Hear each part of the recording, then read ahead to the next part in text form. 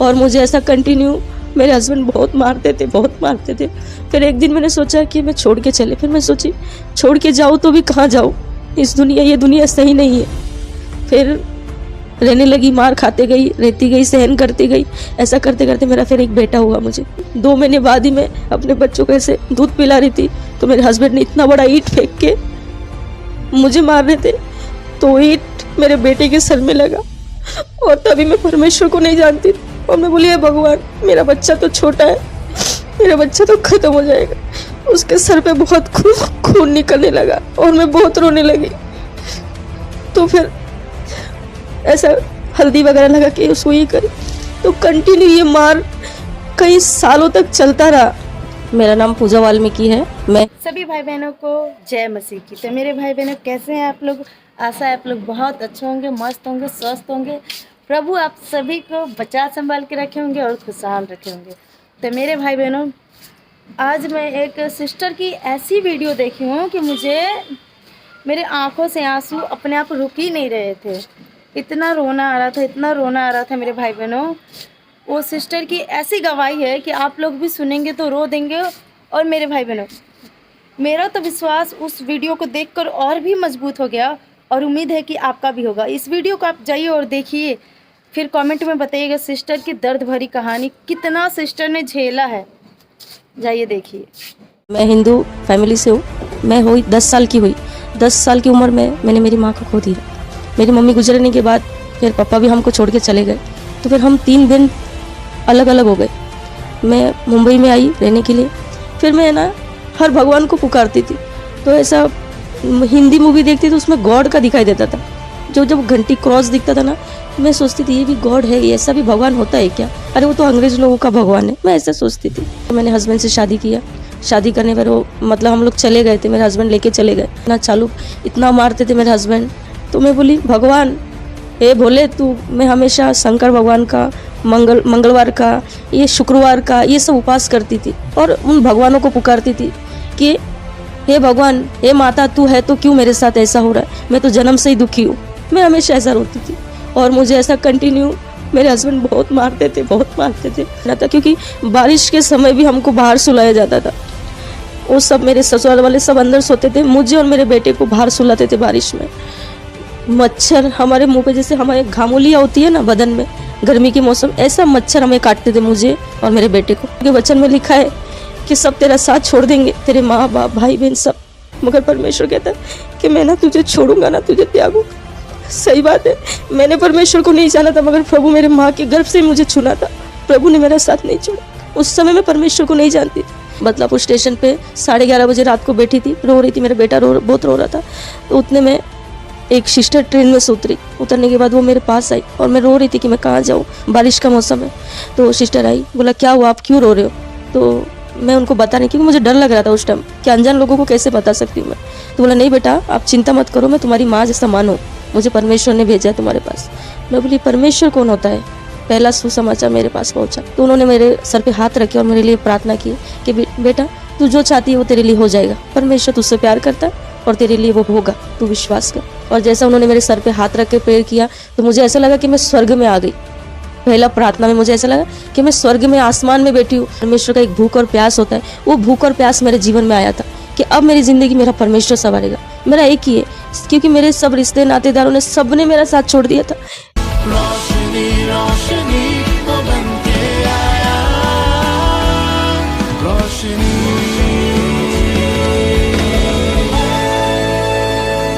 पूजा वाल्मीकि है। मैं हिंदू फैमिली से हूँ।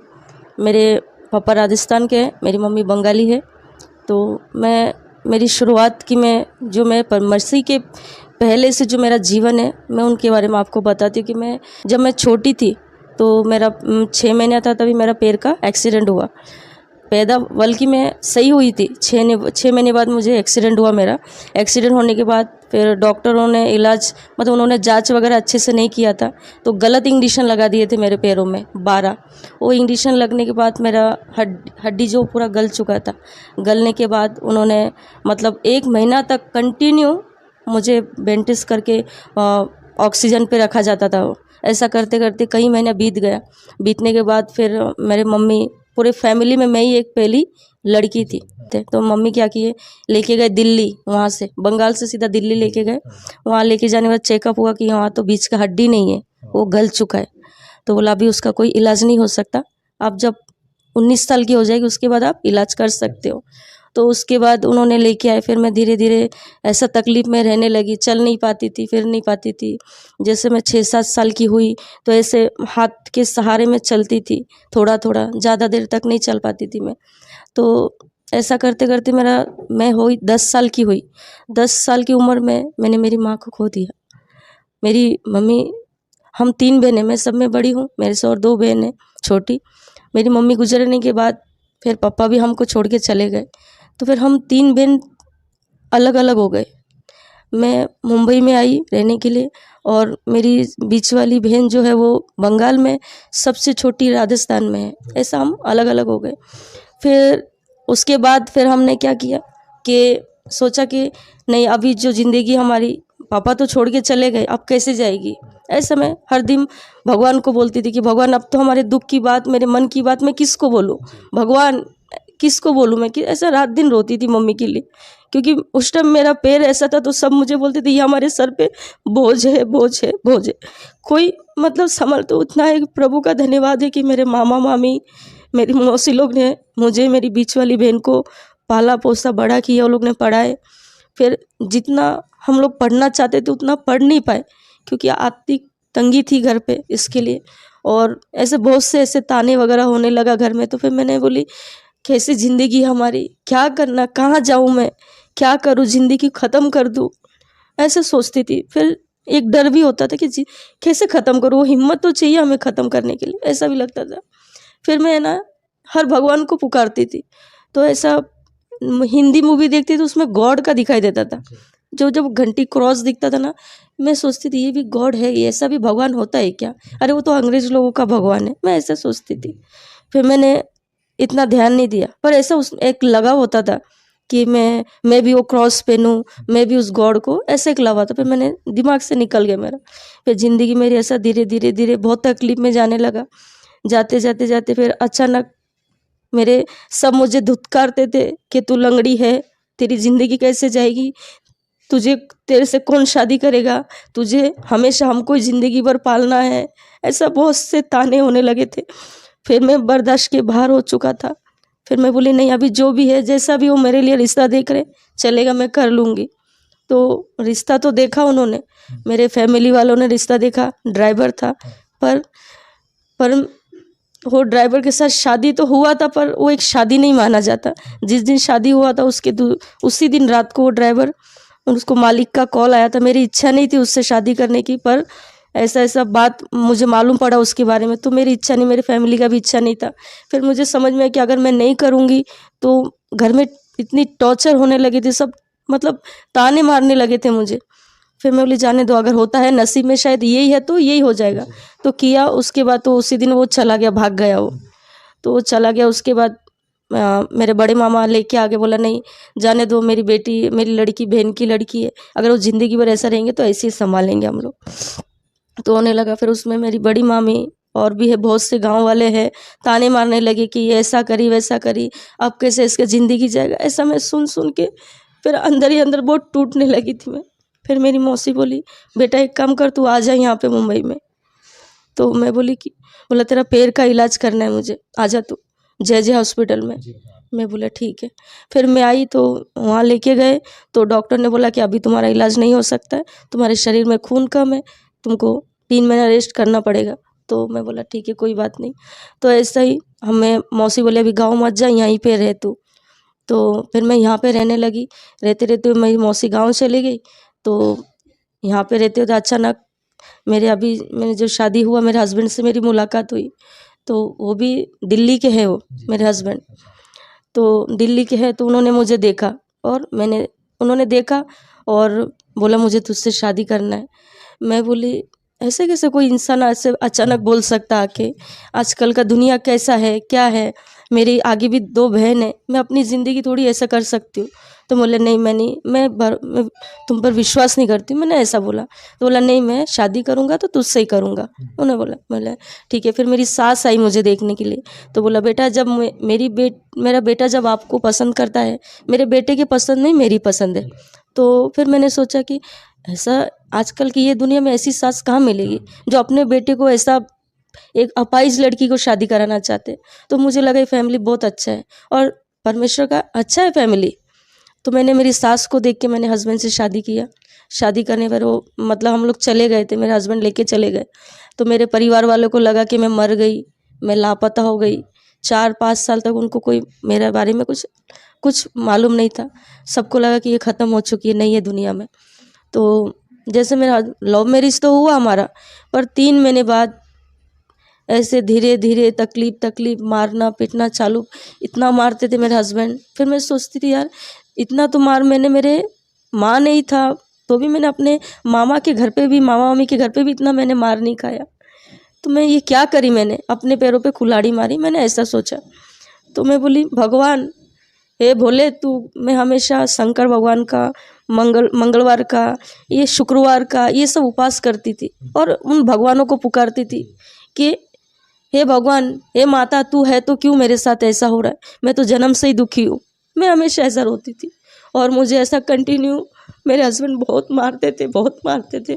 फिर एक दिन मैंने सोचा कि मैं छोड़ के चले। फिर मैं सोची छोड़ के जाऊँ तो भी कहाँ जाऊँ, ये दुनिया सही नहीं है। फिर रहने लगी, मार खाते गई, रहती गई, सहन करती गई। ऐसा करते करते मेरा फिर एक बेटा हुआ। मेरा बेटा हुआ तो हुआ जैसे हॉस्पिटल से लेके आई, 2 महीने बाद ही मैं अपने बच्चों को ऐसे दूध पिला रही थी तो मेरे हस्बैंड ने इतना बड़ा ईंट फेंक के मुझे मार रहे थे। तो ईंट मेरे बेटे के सर में लगा और तभी मैं परमेश्वर को नहीं जानती थी और मैं बोली हे भगवान, मेरा बच्चा तो छोटा है, मेरा बच्चा तो ख़त्म हो जाएगा। उसके सर पे बहुत खून निकलने लगा और मैं बहुत रोने लगी। तो फिर ऐसा हल्दी वगैरह लगा के उसको ये करी। तो कंटिन्यू ये मार कई सालों तक चलता रहा। कम से कम हो गया 1.5 साल तक ये कंटिन्यू चलता रहा। चलने के बाद फिर मैंने एक दिन बोले नहीं, मेरे बेटे के लिए मुझे जीना है। अगर मुझे मेरे बेटे को बचाना है तो मुझे ये घर से जाना होगा, तो ही मेरा बेटा जी पाएगा, नहीं तो नहीं। मैंने ये ठाना था क्योंकि बारिश के समय भी हमको बाहर सुलाया जाता था। वो सब मेरे ससुराल वाले सब अंदर सोते थे, मुझे और मेरे बेटे को बाहर सुलाते थे बारिश में। मच्छर हमारे मुंह पे, जैसे हमारे घामोलियाँ होती है ना बदन में गर्मी के मौसम, ऐसा मच्छर हमें काटते थे मुझे और मेरे बेटे को।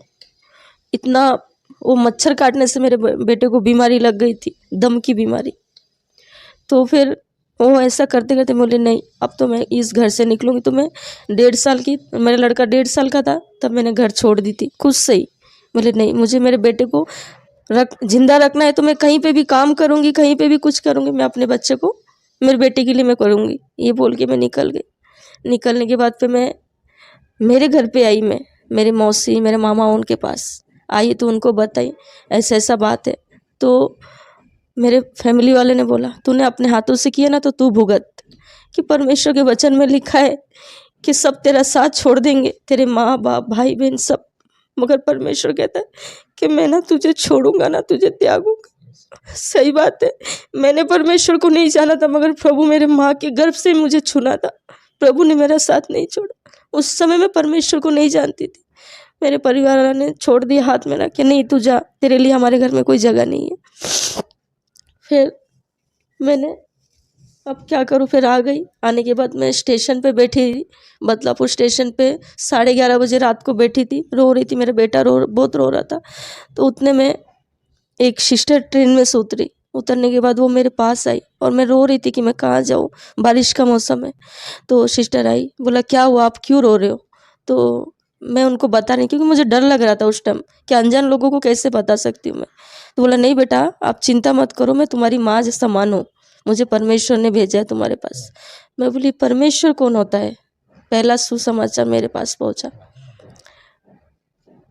अ, ऐसा तो एक्चुअली तो जब मेरा बेटा पेट में था ना, तभी एक सिस्टर ने मुझे बताया था कि बहन तुम प्रभु पर विश्वास करो, गॉड पर, तो गॉड तुम्हारा जीवन को बदलेगा। तभी मुझे ये सब भरोसा नहीं था, मैंने विश्वास नहीं किया था परमेश्वर पर। तो उस समय की बात, प्रभु बोलता है ना मैंने तुम्हें नहीं छोड़ूंगा। फिर परमेश्वर ने मुझे वो बदलापुर स्टेशन पे उस सिस्टर के साथ मुझे मिला है। तो उन्होंने मेरे सर पे हाथ रखे और मेरे लिए प्रार्थना की कि बेटा तू जो चाहती है वो तेरे लिए हो जाएगा, परमेश्वर तुझसे प्यार करता है और तेरे लिए वो होगा, तू विश्वास कर। तो उन्होंने प्रार्थना की और चले गए। मैंने इतना दिल पे नहीं लिया उस टाइम तो, और मैं नहीं जानती थी परमेश्वर को उस टाइम। फिर मेरे बच्चों को खाने पीने का दिया और वो चले गए। चले जाने के बाद मैं पूरी रात बैठी बैठी बैठी, फिर बहुत रात हो चुकी। फिर मैं वापस रिटर्न चल के वापस मैं अपने ससुराल आ गई। आने के बाद फिर मार खाई, बहुत मारे उन्होंने मुझे, मारे। फिर मैं क्या करूँ, रोते रोते फिर रही। फिर मेरे बेटे को भी मारा। मैं बोली अब कैसे मैं बर्दाश्त करूँ, मैं तो सोचती थी कि सही हो जाएगा सब कुछ। फिर मैं 6 के 7 दिन बाद फिर निकल गई, मैं उस घर से फिर निकल गई। बोली नहीं अब नहीं जाऊँगी मैं। फिर मैं बदलापुर स्टेशन पे गई, बोला आज ख़त्म कर दूँगी अपने आप को, मैं अपने आप को आज ख़त्म कर दूँगी, मेरा बेटा भी जाएगा मैं भी जाऊँगी। मैं गई, फास्ट ट्रेन आ रही थी, जैसा मैंने उड़ी मारा मेरा बेटा भी था। क्या मालूम वो कौन व्यक्ति था, वो मुझे मालूम नहीं। मेरा पैर भी फंस गया था पटरी में, किसने बचाया मुझे मालूम नहीं। और ट्रेन चली गई, मैं साइड में को मेरा बेटा, मैं बोला अरे मेरा बेटा कहाँ है, मेरा बेटा का। फिर और एक लंबे से एक अंकल थे, वो कौन थे मुझे मालूम नहीं। वो बोला बेटा तुम मत, क्यों तुम ऐसा कर रहे हो, उन्होंने मुझे ऐसा बोला। तो बोले अंकल नहीं मेरा बेटा कहाँ है, मेरा बेटा कहाँ है। बोला चिंता मत करो तुम्हारा बेटा देखो वहाँ बैठा है, वो फल फ्रूट वाले की गोदी में। तो मुझे बहुत खुशी हुआ। फिर वहाँ से फिर वो ट्रेन जाने के बाद वहाँ उस पटरी से फिर इस साइड में आई और बैठी रही, पूरा दिन बैठी थी वहाँ पे, रात को 8 बजे तक बैठी थी मैं। फिर अचानक जहाँ पे मेरा ससुराल है वहाँ पे एक आंटी भाड़े से रहती थी, तो उन्होंने रूम खाली कर दिया था, तो वो दूसरे जगह आई रहने के लिए। तो उन्होंने मुझे स्टेशन पे देखा तो बोला अरे बे पूजा तू यहाँ पे। मैं बोली हाँ आंटी क्या हुआ। मैं बोली ऐसे ऐसा बात है। बोलता अरे तूने तो अपनी ज़िंदगी बर्बाद कर ली उस परिवार से। तो उन्होंने मुझे ऐसा बोला चल एक काम कर, मैं तू मेरी बेटियों के साथ रहना, मेरे घर चल, जो मेरी बेटी खाएंगे वो तुम लोग खाना, तू खाली मेरी बेटियों का ध्यान रखना। तो उनके हस्बैंड जो है ना वो चर्च में जाते थे। हाँ वो चर्च तो जाते मगर पीते भी थे वो।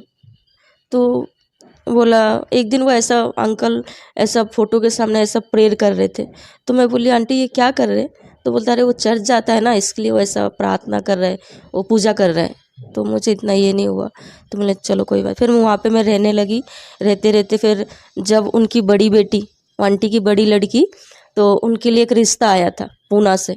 और रिश्ता आया तो लड़की की बहन और माँ और पिताजी ये लोग आए थे पूना से। और मुझे मालूम नहीं कि वो हमारे रिश्तेदार है। तो जैसा वो आंटी क्या बोली बेटा आज मेरे लड़की का मंगनी है, तुझे देखेंगे तो लोग बहुत सवाल करेंगे तू कौन है क्या है, तू एक काम कर बेटा कहीं चली जा। मैं बोली आंटी मैं कहाँ जाऊँगी बच्चे को लेके। तो एक काम कर तू चल बाथरूम में तू रहे, जब तक मंगनी हो जाए तब तक वो लोग चलें तो तुझे मैं छोड़ दूँगी। तो बोले ठीक है। तो उन्होंने क्या किया, मेरे को लेटरिन में ले जाके मुझे और मेरे बेटे को बंद कर दिए। हाँ बाथरूम में बंद कर दिए उन्होंने, बंद कर दिए। तो उसमें से फिर आधा घंटा हो गया और मेरा बेटा भी रो रहा है और मैं उसका मुंह ऐसा बंद कुरकुर रखी कि उसका आवाज़ बाहर नहीं जाना चाहिए। वो रो रहा है और मैं बोली भगवान भगवान कर रही हूँ मैं ऐसे ही बाथरूम में बैठ के। और फिर अंदर ही अंदर बाथरूम में रोने लगी। फिर अचानक जो कितना टाइम तक अंदर? अंदर थी मैं कम से कम 1 घंटा तक। हाँ और मैं एक पैर पे ज़्यादा खड़ी नहीं हो पा रही थी, मैं मेरे पैर में भी बहुत दर्द दे रहा था और मैं रो भी रही थी। फिर उतने में लड़के का बहन, जो बड़ी बहन थी, वो आए। तो बोला आंटी मुझे बाथरूम जाना है, दरवाज़ा खोलिए ना कोई तो है। तो लड़की की माँ ने बोली कि नहीं ये लड़की के पिताजी गए हैं अंदर। तो बोला ठीक है ऐसा बोल के वो बोला ठीक है चलेगा मैं बाद में आती। तो वो सिस्टर चली गई। चले जाने के बाद फिर वो 10-15 मिनट बाद वापस आए। बोला आंटी कितना देर हो गया अंकल दरवाज़ा खोले नहीं, देखो ना क्या है मुझे बाथरूम जाना है। तो बोला हाँ करती हूँ ऐसा करके उन्होंने भेज दिया। फिर आए, बोला आंटी कुछ तो बात है।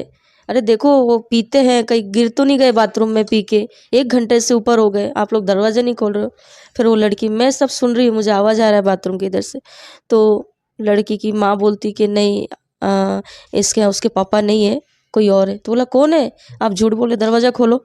तो जैसे दरवाज़ा मुझे ऐसा खोला बाथरूम में, को बोला पूजा बेटा दरवाज़ा खोलो। तो मैंने अंदर से कड़ी खोला। कड़ी खोलने के बाद जब मुझे देखे उन्होंने निकलते, मुझे और मेरे बेटे को, तो वो हैरान हो गए, वो लड़की की बहन।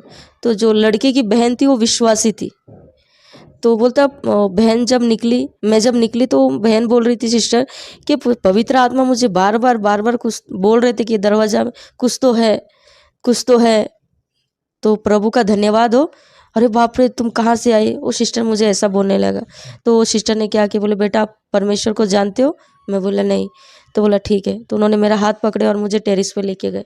लेके जाने के बाद उन्होंने बोला तुम यीशु को जानते हो। मैं बोली नाम तो सुना है, वो अंग्रेजों का भगवान है, पर मैं कभी नहीं गई हूँ ना मैं, और हम तो हिंदू, हम कैसे कर सकते, उनका भगवान कैसे हमारा भगवान हो सकता है। मैंने उनको ये बोला। तो बोला नहीं, परमेश्वर ने कहा कि उन्होंने जगत से प्यार किया है, उन्हें जात धर्म, परमेश्वर मनुष्यों के लिए आया है। उन्होंने ऐसा बोला मुझे, परमेश्वर आपसे भी प्यार करता बेटा, तुम्हारी माँ के गर्भ से ही तुम्हें परमेश्वर चुना है, तुम प्रभु पर विश्वास करो। उन्होंने मुझे ऐसा बोला, तुम्हारा जिंदगी परमेश्वर संवारेगा। तो बोला तुम्हारा सास का नाम क्या है, तुम्हारे हस्बैंड का नाम क्या है। तो मैंने पूरा फैमिली का नाम बताया। तो उन्होंने बोला अरे वो तो मेरी बहन है तुम्हारी सास। उन्होंने ऐसा बोला, आशा नाम है। मैं बोली हाँ। भारती, मैं बोली हाँ मेरी ननद है। रवि जीतू, मैं बोली हाँ रवि मेरे हस्बैंड के नाम है, जीतू मेरा देवर। अरे वो तो मेरी बहन के बच्चे हैं। अरे बाप रे तुम कैसे, तुम्हारे, पर कोई बात नहीं, तुम सही जगह, प्रभु ने मुझे सही जगह पे लाया। तुम विश्वास करो, परमेश्वर तुम्हारी ज़िंदगी को बदलेगा, तुम जैसा चाहते हो प्रभु ऐसा करेगा। तो उन्होंने मुझे टेरेस पे लेके गए, बहुत देर तक मुझे परमेश्वर का वचन उन्होंने बताया। और जैसा उन्होंने मेरे सर पे हाथ रख के प्रेयर किया तो मुझे ऐसा लगा कि मैं स्वर्ग में आ गई। पहला प्रार्थना में मुझे ऐसा लगा कि मैं स्वर्ग में, आसमान में बैठी हूँ, बहुत सितारा है, स्वर्गदूत मुझे ऐसा दिखाई दिया। और मैं बहुत रोई और मेरे मन में इतना विश्वास आया कि हाँ अब मेरी ज़िंदगी मेरा परमेश्वर संवारेगा। अब मैं ना ये पति को छोड़ूंगी, मैं, मेरा सब कुछ ठीक होगा। मैंने ऐसा एक ठान लिया अभी। तो उन्होंने मुझे बोला था कि बेटा अब तुम पूना आना पड़ेगा तुमको संडे को चर्च में। तो मैं बोली मौसी लगेगी, हमारी सास की बहन है। तो बोली मौसी मैं कैसे आऊँ इतना दूर। बोले बेटा परमेश्वर से प्रार्थना कर, प्रभु सब कुछ संभव करेगा। उन्होंने बोली प्रार्थना कैसे करते। तो उन्होंने बोला जैसे तुम मेरे से बात कर रहे हो वैसा तुम बात करो। तो मैं बोला ठीक है चलेगा। तो फिर मैं ऐसा शनिवार आने का रास्ता देखती थी मैं, तो ऐसा 5 दिन बीच में गैप था। तो 5 दिन मैंने जैसा वो मौसी बोल के गई थी मुझे कि तुम ऐसे ऐसे प्रार्थना करना, ऐसे बात करना, तो मैं ऐसा बात करती थी। और मेरे एक जीवन में एक प्यास, बोलते ना परमेश्वर का एक भूख और प्यास होता है, वो भूख और प्यास मेरे जीवन में आया था कि अब मेरी ज़िंदगी मेरा परमेश्वर संवारेगा। मेरा एक ही है, क्योंकि मेरे सब रिश्ते नातेदारों ने, सब ने मेरा साथ छोड़ दिया था। सबको तो ऐसा लगा कि मैं मर चुकी हूँ, दुनिया में नहीं हूँ मैं। सबने ऐसा मेरे ऊपर क्लेम कर दिए थे कि ये मर चुकी हमारे लिए। तो फिर मैंने बोले अब पिता मेरा तो कोई नहीं, मैं अपनी दिल की बात, मुझे ऐसा लगा अब पिता तू मेरा परमेश्वर है, प्रभु यीशु अब तू मेरी माँ है, तू मेरा बाप है। मैंने एक ही ठान लिया था, मैं माँ बाप पप्पा मम्मी करके ऐसे प्रार्थना करती थी मैं कि पप्पा मैं तेरी बेटी हूँ, तू मेरे जीवन को संवारेगा। मैं ऐसा करके प्रार्थना करने लगी। जैसे शनिवार आया तो मुझे जाना था पूना। तो मेरे पास कपड़े नहीं थे, फटा ब्लाउज, फटा साड़ी, मेरे बच्चे के पास एक ही जोड़ी कपड़ा था। तो उस टाइम मुझे उस बात का भी ये नहीं हो रहा था कि अरे मैं क्या पहन के जा रही हूँ। तभी मेरे अंदर एक भूख प्यास थी कि मुझे दुनिया से क्या लेना देना, मैं मेरे परमेश्वर के पास जा रही हूँ। मुझे ऐसा एक हो गया था। तो उन्होंने बोला था, मैं बोले मौसी मैं ट्रेन में कैसे बैठ के आऊँ, गर्दी कितना रहता है, कैसे चढ़ूँ। तो उन्होंने बोला जब तुम ट्रेन के पास जाते हो ना तो परमेश्वर से प्रार्थना करो। तो मैं जैसे लोकल ट्रेन में बैठने के लिए आई तो बोली प्रभु यीशु मुझे तो प्रार्थना करने नहीं आती, प्रभु लोकल ट्रेन आ रही, मेरे हाथ में गोद में एक बच्चा है, प्रभु ट्रेन मुझे खाली मिले, मेरे पास पैसा भी नहीं है। इतना ही मैंने बोली। इतने में एक लोकल ट्रेन करजत का आया, पूरा डब्बा सामने खाली, और मैं बैठी। और मैं उस टाइम बोले यीशु सच में तू है, मैंने ऐसा बोला। फिर मैं धन्यवाद दी। उन्होंने बोला था धन्यवाद दिया को हर समय धन्यवाद देते रहना तुम। तो मैंने धन्यवाद दिया। फिर मैं बोली प्रभु, वो ट्रेन में बैठ के बोली प्रभु अब मैं करजत जा रही हूँ, जो पैसेंजर जो गाड़ी होती है तो पूना के लिए। तो मेरे लिए उसमें बैठने के लिए मेरे पास टिकट चाहिए और मेरे पास उस टाइम हैंडीकैप सर्टिफिकेट वगैरह नहीं था, तो मेरे पास टिकट के लिए पैसा नहीं है। प्रभु मुझे क्या मालूम सीट मिलेगा कि नहीं मिलेगा, मगर पिता पापा आप मेरी मदद करना, मैंने ऐसा प्रार्थना किया। और जैसे करजत में उतरी तो ऐसे ही सामने मुझे पैसेंजर गाड़ी खड़ा हुआ मिला और सामने सीट गेट वाला मुझे मिला और मैं प्रभु का धन्यवाद दी। वहाँ बैठने के बाद बोले चलो प्रभु धन्यवाद, मुझे सीट मिल गया। और बैठी बैठी फिर अचानक मेरा बेटा बहुत रोने लगा। मेरे हाथ में 1 रुपया नहीं है। मेरा बेटा बहुत रोने लगा, रोते रोते मम्मी भूख लगी भूख लगी। अब मैं बोली प्रभु यीशु जीसस, अब मैं मेरे बच्चे को कहाँ से खिलाऊँ। मैं उसको ये बोलने लगी, मैं मन में ही प्रार्थना करने लगी। अचानक एक आदमी, मैं नहीं जानती हूँ को, तो परमेश्वर था, एकदम लंबे चौड़े थे और वाइट कलर का शर्ट पहने थे और इतने लंबे लंबे बाल थे उनके। और वो आए और बोला बेटा बच्चा क्यों रो रहा है। मैं बोली कुछ नहीं अंकल ऐसे ही। तो बोला नहीं शायद बच्चे को भूख लगी होगी, दो मुझे गोदी में दो।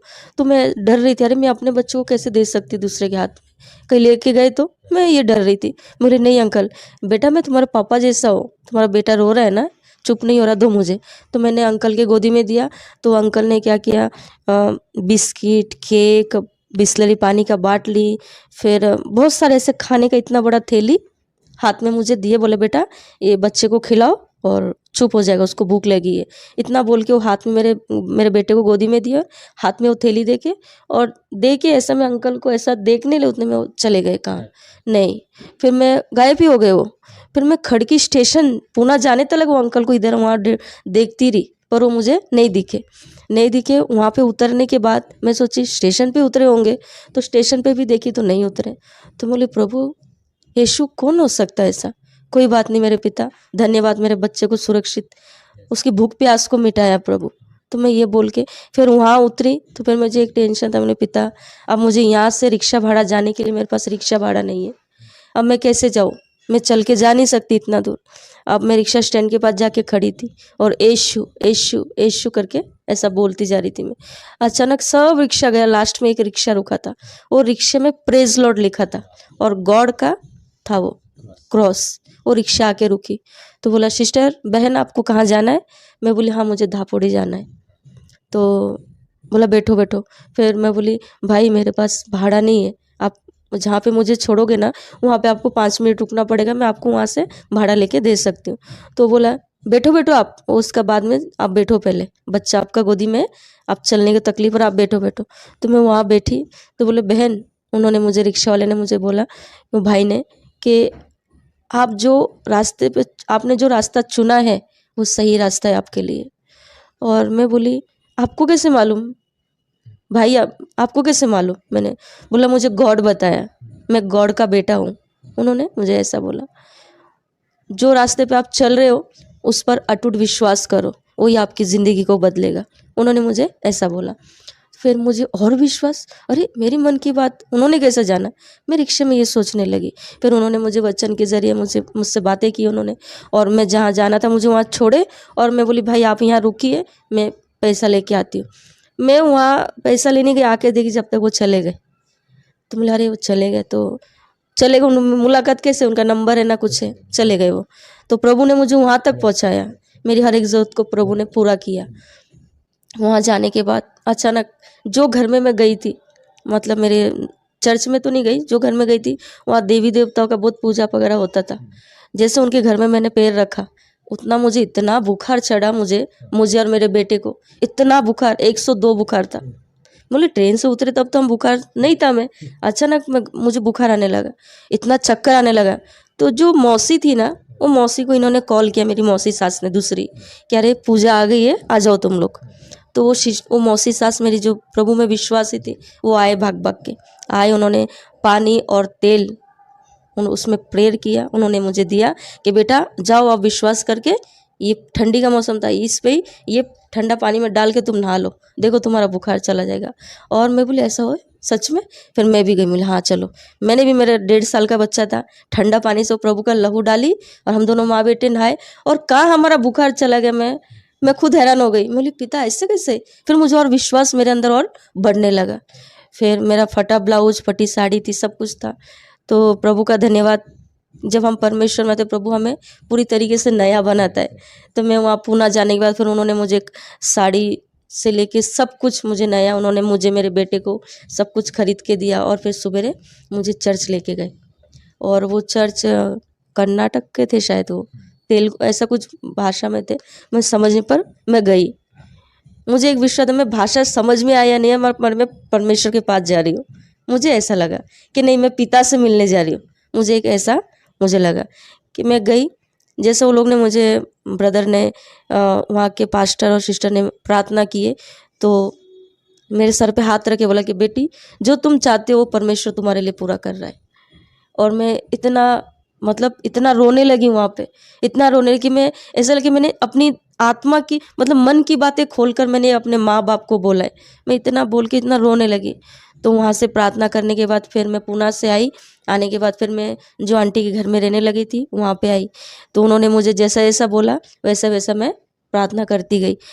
फिर ऐसा होकर 10 दिन हो गया था पूना से आने के बाद। मैं बोली पिता, अब मैं मेरे हस्बैंड के पास जा रही हूँ, वो मुझे रखेंगे। और मैं प्रार्थना करके और मैं चल चल के जाती थी मेरे हस्बैंड के यहाँ पे। तो वो मुझे मारते थे, पीटते थे, भगा देते थे, जा तू। जब वो घर से निकालते थे ना, तब मैं बोलती थी धन्यवाद यीशु, पर वो रखेगा ज़रूर, मेरा विश्वास है। मैं ऐसा बोल के बाहर कदम रखती थी और मैं आ जाती थी।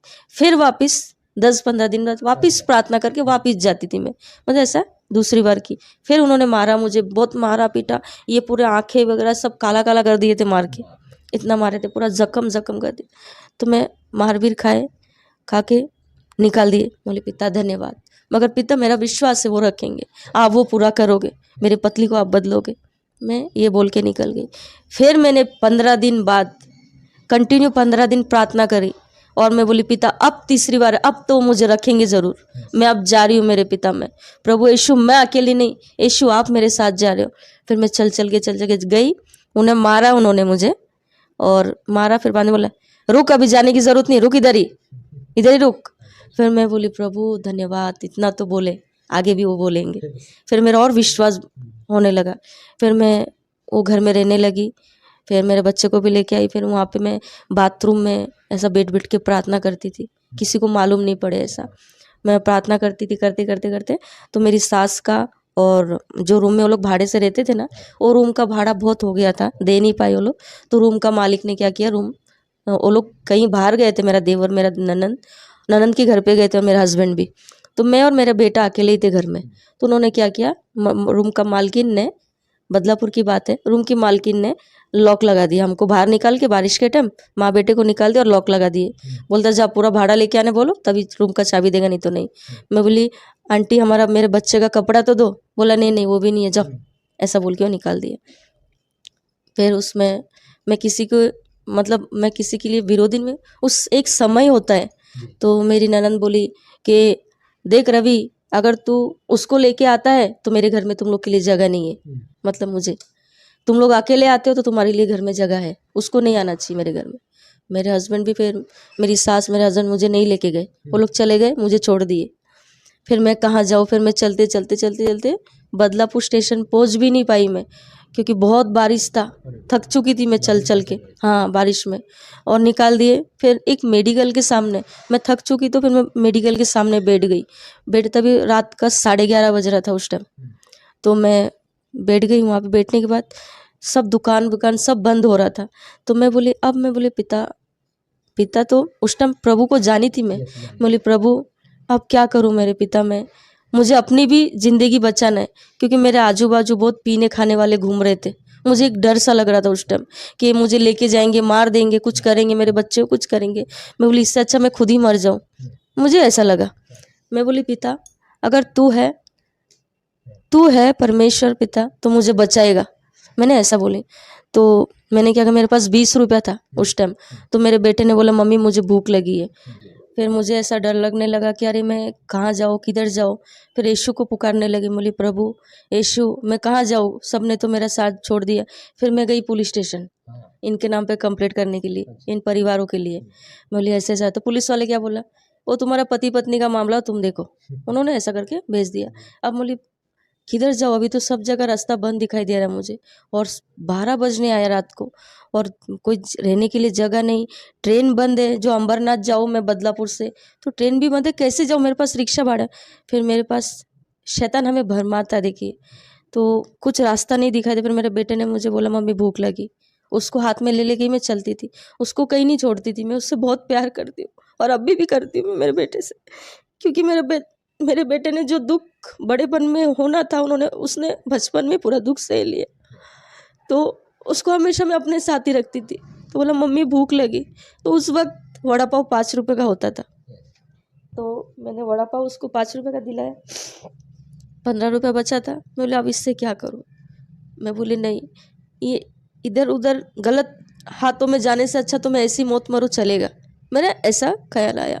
तो मैंने क्या कि एक मेडिकल ही बाजू में था, मेडिकल से चूहे मारने का दवा लिया मैंने, और दवा लिया और लेके वो दवा एक वड़ा पाव के दुकान के इधर गई, पानी ली और वो दवा ऐसे चबा चबा के खा ली मैंने। वो दवा खाने के बाद बोली प्रभु तू अगर सच्चा है तो तू मुझे जिंदा रखेगा, मैं मरना तो नहीं चाहती पर मैं इनके हाथों में भी नहीं आना चाहती, क्योंकि मेरे आजू बाजू बहुत पीने वाले घूम रहे थे उस टाइम। तो मुझे ऐसा अगर तू प्रभु तू है जिंदा खुदा, तू मेरे साथ है ना, तो मुझे जिंदा रखेगा, मैंने ऐसा बोली। और मैंने क्या करी, वो दवा खा ली, और वो दवा खाने के बाद फिर मेरा दिमाग में था कि मैं मेरे बेटे को ना कैसे भी करके मेरे नानी सास तक पहुंचाऊँ, वो मेरे घर पे पहुंचा देंगे मेरे बेटे को, और वहाँ बोलूँगी कि इसको अनाथ आश्रम में डाल दे। ऐसा करके एक रिक्शा ऐसा रोकी मैंने, और मेरा तभी मुझे चक्कर आने लगा, मतलब दवा का असर हो रहा था, मुझे चक्कर आने लगा। फिर मैं रिक्शा में बैठी और उन्हें पूछा कहाँ जाना है आपको, मैं बोली मुझे शिरगांव जाना है, बदलापुर शिरगांव। तो जैसे रिक्शा से उतरी मैं, वहाँ पे मैं गिर गई, पूरा फेस भी आने लगा मेरे मुंह पे। तो उसके बाद मुझे बाद में मालूम पड़ा कि ऐसा ऐसा हुआ था। तो फिर मेरे एक मामा ससुर आए थे, बोलते भाग भाग के, फिर उन्होंने उठाया, बोलता अरे देखो तुम्हारी वो बहू वहाँ गिर गई रास्ते में। फिर मेरे मामा ससुर आए, मुझे उठा के लेके गए, तब तक तो मैं पूरा हाथ पैर मेरा ये हो चुका था। तो फिर उन्होंने क्या किया, तुरंत मेरे हस्बैंड को, मेरी सास, मेरी ननंद, सबको बुला के लेके आए कि ऐसा ऐसा बात हो गया, पूजा ने जहर पी खा लिया, जल्दी आओ जल्दी आओ। तो आए वो लोग तुरंत, रात को 1:30 बज रहा था उस समय। तो ऐसा हॉस्पिटल लेके गए, बदलापुर सरकारी हॉस्पिटल में। तो वहाँ लेके गए तो पुलिस वाले बोला नहीं ये डॉक्टर ने बोला कि नहीं पुलिस का मामला, ये पुलिस को आने दो, ये जहर क्यों पिया इसने। जैसे पुलिस वाले आए, बोलता रहे ये लेडीज तो अभी आधा घंटा पहले पुलिस स्टेशन आके गई थी इसके हस्बैंड और इसके बारे में कंप्लेंट करने के लिए। फिर उन्होंने मुझे वहाँ पे रखा नहीं बदलापुर में, वहाँ से उल्लासनगर भेज दिए। उल्लासनगर में वो बोला नहीं सीरियस है बहुत, वहाँ से फिर उन्होंने थाना भेजे मुझे। तो थाना जाने के बाद फिर वहाँ पे मेरा इलाज चलता रहा। मैं पागल हो गई थी, मेरा दिमाग में वो दवा का असर हो गया था। और मैंने जो दवा खाई थी उस समय मैंने अपने बेटे का चेहरा देख के वो दवा खाया था कि मैं तो मर रही हूँ, मेरे बेटे का क्या होगा। मैंने ऐसा करके दवा खाया। और उस समय मुझे मुर्दे घरों में भी मेरा बेटा मुझे दिखाई देता था, मुर्दों को मैं जाके उठाती थी। ऐसा सनी करके ऐसा रोती थी, मेरे लड़के का नाम सनी है। और जो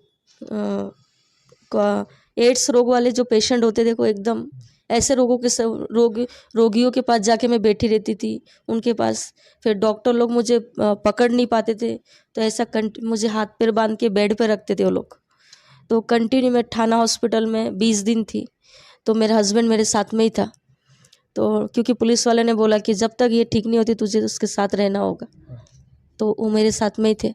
तो वहाँ से हॉस्पिटल से आने के बाद फिर मुझे मेरी ननंद के यहाँ पे लेके आए, क्योंकि पुलिस वाले लोग ने वार्निंग दिया था कि अगर इसको तुमने छोड़ा वापस तो तुम्हारा बहुत हाल होगा। तो उन्होंने क्या किया, फिर मेरी ननंद भी कुछ बोल नहीं पा रही है, तो फिर उन्होंने क्या किया, फिर मुझे लेके आए मेरी ननंद के घर पे। तो लाने के बाद फिर मैं धीरे धीरे वहाँ पे बैठे बैठे थोड़ा थोड़ा मेरा दिमाग सही होने लगा।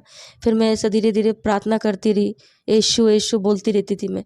तो बाथरूम में जाके बैठती थी मैं, प्रार्थना करने देते नहीं थे।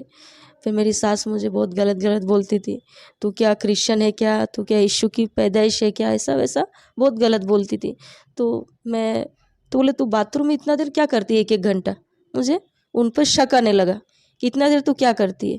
फिर मैं बाथरूम में बैठना बंद कर दी मैंने। फिर मैं बोली जब तुमको बाथरूम में मैं सोचूं, बोली मैं मन में सोची, बोली जब तुमको बाथरूम में तकलीफ अब मैं यहाँ बैठ के करूँगी। तो वो लोग सोने के बाद मैं बैठ के प्रार्थना करती थी, रात को 1-1, 2-2, 3-3 बजे उठ के बैठती। तो उन्होंने एक दिन मुझे देख लिया कि मैं प्रार्थना कर रही हूँ, क्या कर रही है ऐसा करके बैठ के। वो डर गए, वो क्या कर रही है तू? मैं बोली कुछ नहीं, प्रार्थना कर रही हूँ। कौन सा प्रार्थना? मैं बोली यीशु। कौन सा यीशु? कौन? हम हिंदू है, क्या यीशु यीशु कर रही है? उन्होंने बोला। तो बोली मम्मी मैं मेरा परमेश्वर को मानती, आप कुछ भी बोलो मगर मेरे प्रभु के लिए मत बोलो। मैंने ऐसा बोला। तो उन्होंने सुबह मेरे हस्बैंड को बोले, मेरे हस्बैंड ने बहुत मारा मुझे। फिर मेरी ननद बोलती मेरे घर में ये सब नहीं चलेगा, तेरा यीशु यीशु नहीं चलेगा। उन्होंने ऐसा बोला। तो मैं बहुत रोई, फिर बाथरूम में जाके रोती थी, कहीं पे भी हर काम करते करते रोती थी कि प्रभु आपकी भी यहाँ पे ये लोग बेइज्जती कर रहे परमेश्वर। ऐसा मैं रोती थी। रोते रोते एक दिन मेरे हस्बैंड ने ऐसा मारा मुझे कि मेरा नाक ही फट गया था। मैं खून मतलब मेरा खून बंद नहीं हो रहा है। वो खुद हैरान हो गए, पानी मार रहे, इतना कुछ खून ही नहीं बंद हो रहा है। वो डर गए क्योंकि मेरे को चक्कर आने लगा था।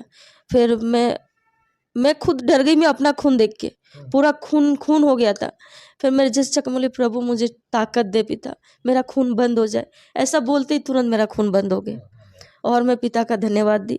फिर उन्होंने 2 दिन तो मुझे कुछ बोले नहीं। फिर वो लोग मेरे बेटे को लेके मजाक करते थे मेरे सामने। मेरी ननद का लड़का था, 1 साल बड़ा है मेरे बेटे से। वो थोड़ा तगड़ा था, मेरा लड़का ऐसा दुबला पतला था। हाँ, ये अलग अलग उसको नाम से पुकारते थे मेरे बेटे को। तो मुझे बहुत दिल में लगती थी ये बातें कि मैं बोलती थी प्रभु यही बेटा एक दिन इनका काम आएगा। मैं ऐसा बोलती थी, प्रभु तू मेरे बेटों को ऐसा बनाना। मैं ऐसा बोलती थी हमेशा। फिर मेरी ननद का हस्बैंड ने क्या किया, उसको खिल्ले में टंगा दिए मेरे बेटे को, और वो खिल्ले में से ऊपर से धप करके नीचे गिरा और गिर के वो बेहोश हो गया। कितने साल का था? वो 2 साल का था ब्रदर। गिर के बेहोश हो गया। मैं तो एकदम ऐसा, मैं जोर से चिल्ला के उसको गोदी में ली। वो लोग तो वो भी डर गए पर कुछ नहीं करे। मैं बोली प्रभु मेरा बेटा, परमेश्वर मेरे बेटे को ठीक कर। ऐसे हाथ रख के मैंने मेरे बेटे पर इतना ही बोली, तुरंत मेरे बेटे को होश आया और मैं प्रभु का धन्यवाद दी। फिर मैंने बोली प्रभु तू मेरे जीवन का साथी है, प्रभु मेरे बेटे का और मेरी जिंदगी प्रभु तेरे हाथ में। मैंने ये बोल के कंटिन्यू में उनके परमेश्वर में विश्वास, मैंने परमेश्वर इतना दुख आया तकलीफ, मैंने प्रभु को नहीं छोड़ा। मुझे विश्वास था कि मैं परमेश्वर मेरे हस्बैंड को बदलेगा, आज नहीं तो कल बदलेंगे। मैं उनकी हर एक तकलीफ को सहती गई। फिर परमेश्वर से मांगती थी मैं, प्रभु मुझे ताकत दे, मुझे हिम्मत दे कि हर एक बातों को मैं सह सकूं। ऐसा मैं मांगती थी। मैंने कभी ये प्रार्थना नहीं किया पर मैं ऐसे मेरे मुंह से ही निकलता था। वो कोई मुझे सिखाया नहीं, कुछ नहीं, पर मैं ऐसे बोलती थी प्रभु मुझे वो ताकत दे, मैं सहूं सब ये जितने अत्याचार और मैं सहूं इनसे। मैं ऐसा हमेशा मांगती थी। मांगते मांगते फिर एक दिन ऐसा हुआ, मेरे हस्बैंड का बहुत सर दर्द होने लगा। फिर मैं प्रार्थना करी थी। मैं बाथरूम में प्रार्थना करना बंद कर दी जब उन्होंने बोला था। बोला अब तो मैं यहाँ बैठ के प्रार्थना करूँगी। तो वो सब सो गए तो मैं बैठ के प्रार्थना करी थी। तो मेरे हस्बैंड का दवा खाने के बाद भी उनको ना सर दर्द नहीं ठीक हो रहा था। तो बोलते ए पूजा इधर आ। मैं बोली हाँ बोलो। मैं डरती थी उनसे। बोले हाँ बोलो। तो बोले बहुत तू प्रभु प्रभु करती है ना, यीशु यीशु, बता मेरा सर बहुत दुख रहा है, बता प्रार्थना कर तो देखती मेरा सर दर्द ठीक होता है क्या, पहली टाइम। और मैं बोले कोई बात नहीं प्रभु पिता, मैं प्रार्थना नहीं पर परमेश्वर, आज उन्होंने पहली बार बोला परमेश्वर आप काम करो परमेश्वर। फिर उनके सर पे मैंने हाथ रखा, बोले यीशु के नाम से सारा सर दर्द निकल जाए, इतना ही बोली और हटी। अरे पूजा मेरा सर दर्द ठीक हो गया, सही में तेरा परमेश्वर सुनता है रे तेरी। और मुझे बहुत खुशी हो, उस टाइम आनंद हुआ कि परमेश्वर मेरी सुनता है।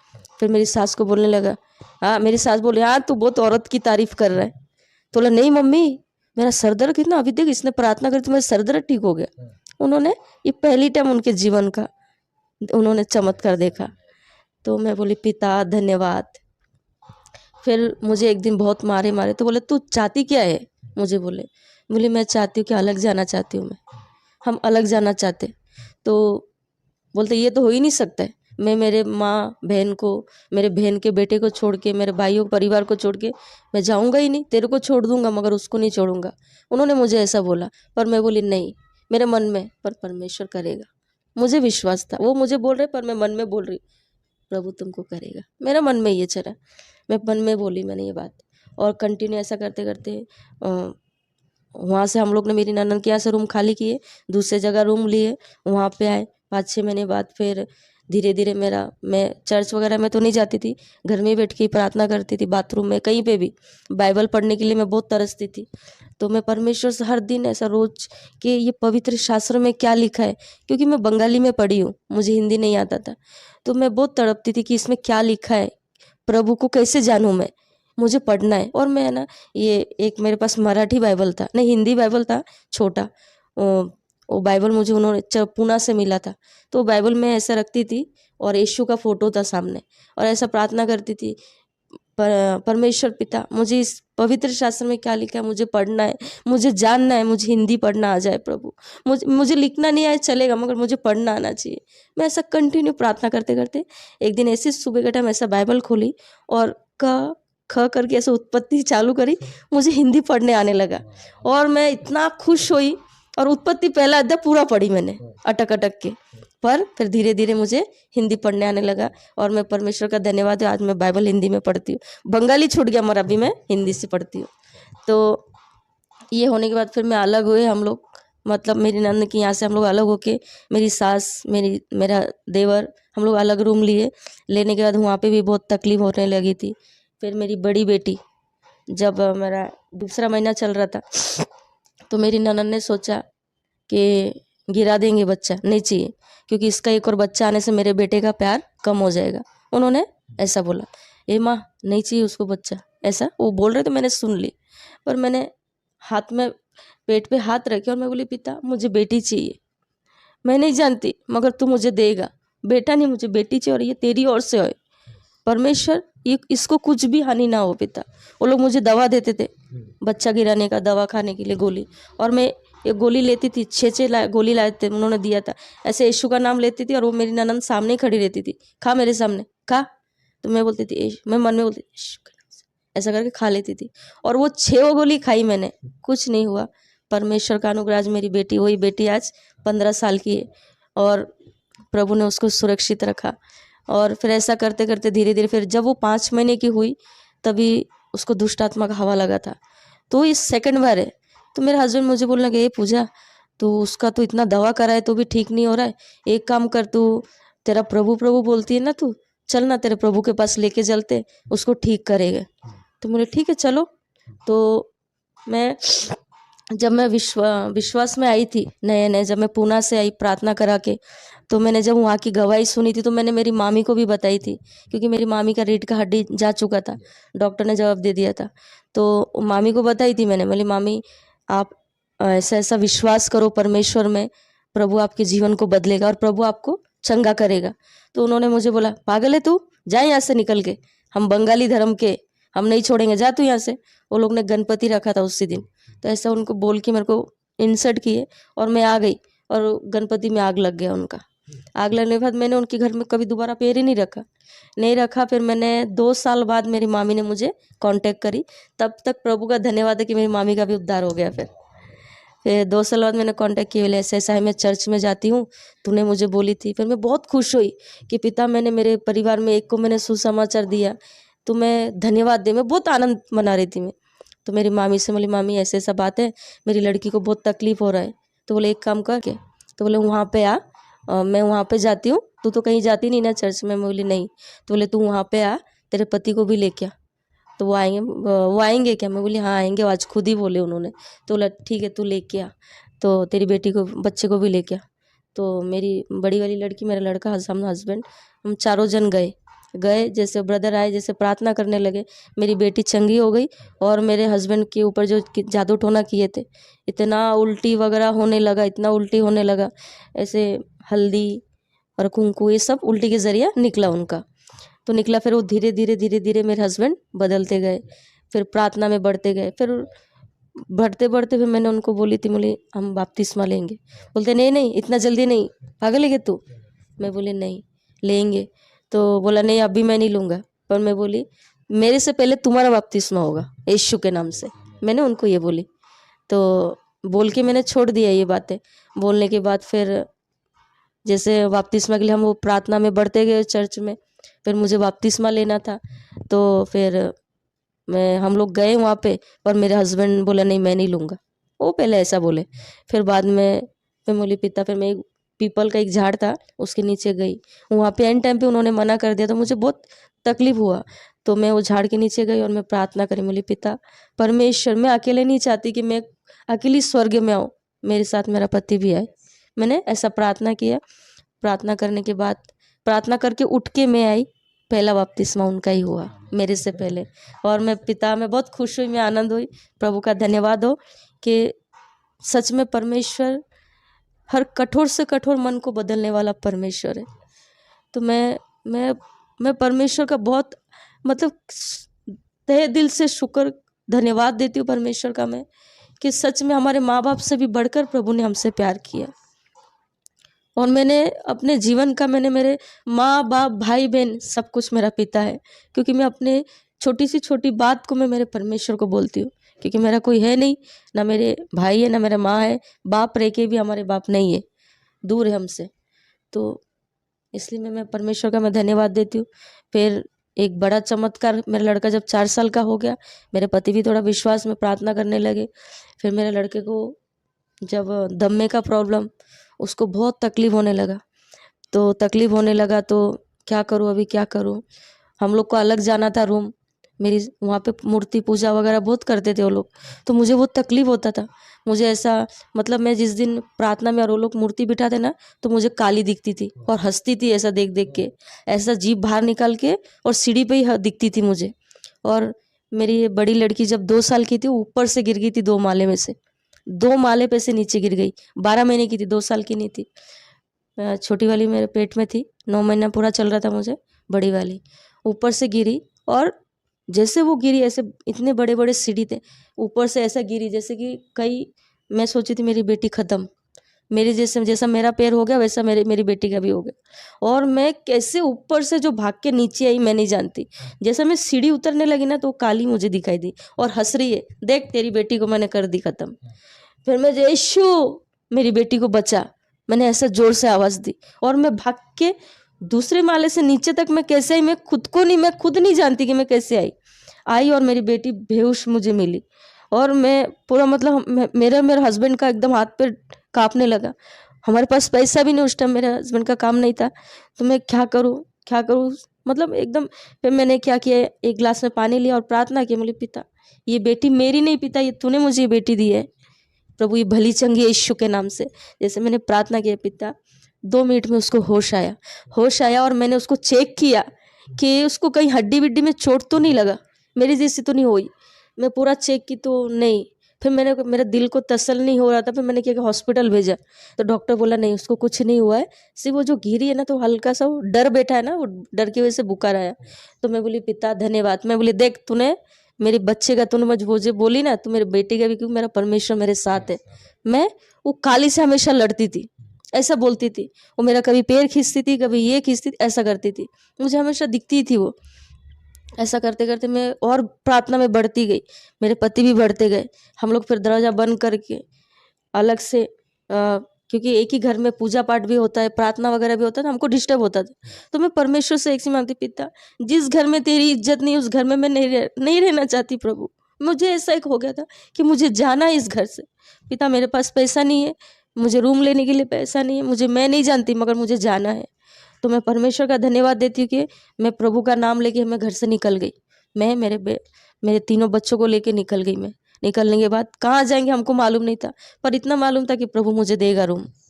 और 2 दिन हम लोग मेरी मौसी सास के घर पे थे। फिर मेरे हस्बैंड रूम ढूंढने लगे तो नहीं मिला उनको। फिर एक रूम मिला, वो बोला अरे पूजा रूम नहीं मिला। बोले तुम विश्वास करो प्रभु देगा रूम, जाओ तुम। फिर वो गए, तो एक भाजी वाले को पूछा कि रूम है क्या भाई? अरे नहीं है। फिर वो आने लगे तो आधे रास्ते से उन्होंने फिर से बोला अरे है रूम, आजा। तो बोले कहाँ पे? तो ऐसे तो पीछे मशान जलती थी, आगे रूम था हमारा। ऐसा फिर वो आए, रूम देख के आए मुझे और बोले पूजा रूम तो मिला है, मगर मशान भूमि के बाजू में है, उन्होंने बोला। तो बोले कोई बात नहीं, परमेश्वर है ना साथ में हमारे, चलो कोई बात नहीं। तो ऐसे ही हमारे पास एक ही साड़ी था, कपड़े थे, मेरे बच्चों का 2-3 जोड़ी कपड़े, यही निकले थे हम लोग, और कुछ नहीं था हमारे पास। तो वो रूम मुझे मिला और 1500 रुपये 1000 रुपये भाड़ा था और 3000 डिपॉजिट। और प्रभु ने वो पैसा, परमेश्वर ने मुझे दिया और मैंने वो पैसा दे दिया उनको। और वहाँ पे मैं 3 महीना, जब मैं प्रार्थना करने बैठती थी तो मुझे ऐसा लगता था मेरे आगे पीछे कोई घूम रहा है, काला साया। और मैं ऐसा कर करके प्रार्थना में मजबूत करती रहती थी। डराने, वो जो डराते थे बहुत शैतान, पर मैं बैठी रहती थी। तो ऐसा करते करते 2 महीना वहाँ पे निकाली मैंने। वहाँ पे अचानक मेरा बेटे को, बड़ा वाला लड़का है, वो खेलते खेलते एक रूम के अंदर चला गया तो उसको किसी ने मारा। अभी दुष्ट आत्मा मारते हैं। मारने के बाद फिर उसको इतना बुखार आया तो आया तपते हुए, उसका दम का सांस लेने तकलीफ होने लगा था उसको। तो अब मैं क्या करूँ, फिर लेके गई हॉस्पिटल, छाया में लेके गई सरकारी में। तो बोला तुम कैसे माँ बाप हो, आप एक ही बेटा है तुम्हारा, तुम ऐसे कैसे लापरवाही करते हो, तुम अपने बच्चों का ख्याल नहीं रख सकते, इतना दिन क्या करे थे, तुम सोए थे क्या, ऐसा वैसा बहुत कुछ बोलने लगे। तो बोला यहाँ पे नहीं होगा इसका, उसको लेके जाओ तुम वाडिया में। अभी मैं बोली परमेश्वर, अब उन्होंने तो मुझे बोल दिया, बोला हाँ ठीक है लेके जाऊंगी। ऐसा बोल के मैं हॉस्पिटल से घर पे लेके आ गई। अब बोली पिता मेरे पास तो पैसा नहीं है, अब मैं कैसे लेके जाऊँ। पिता तेरा बेटा ही है, प्रभु तूने मुझे दिया, तेरी इच्छा है तो तू ले जा। फिर मेरे पति मुझे बोलने लगे गुस्से में, बहुत तू प्रभु प्रभु करती है, आज बेटे को अगर कुछ हुआ ना तो देख। फिर मैं बोली कोई बात नहीं, पिता ने मुझे ये बेटा दिया है, पिता की इच्छा हो तो पिता ले जाएगा। मैंने उनको ये जवाब दे के फिर मैं रात को जैसे मैं प्रार्थना करने बैठी और मैं बोली मेरे पिता परमेश्वर, आज जितनों ने ये बात बोला है उनके सामने परमेश्वर तू मेरे बेटे को खड़ा कर। मैंने ये प्रार्थना करी, मेरे पिता मेरे बच्चे को चंगाई दे। रात को 12 बजे से 11:30 से मैं 2 बजे तक प्रार्थना करती रही।